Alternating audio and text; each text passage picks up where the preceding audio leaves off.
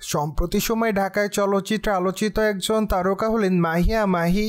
কেননা এই তারকা তার কেরিয়ারে অনেকগুলো চলচ্চিত্রে কাজ করেছেন, সেখানে অবশ্য তার অভিনয় তার অনুরাগীদের কাছে ভালো লেগেছে। ঠিক এই জন্য অবশ্য অল্প সময়ে দর্শকদের মধ্যে আলোচনায়।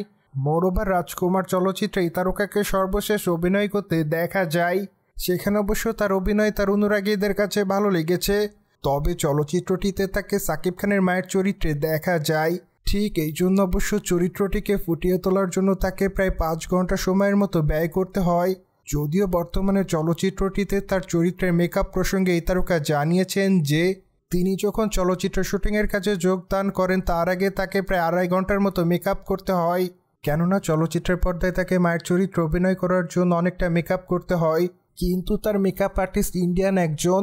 মোরওভার এই তারকা আরও জানান যে শুটিং সেটে প্রায় 2.5 ঘন্টার মতো সময় লাগতো মেকআপ উঠাতে।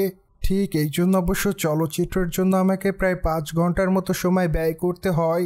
মোরওভার মাহিয়া মাহি আরও বলেন যে গতানুগতিক গল্পের বাইরে গিয়ে চলচ্চিত্রটিতে অভিনয় করেন এই তারকা, কেননা এট দ্য ফার্স্ট টাইম এই তারকা মায়ের চরিত্রে অভিনয় করেন।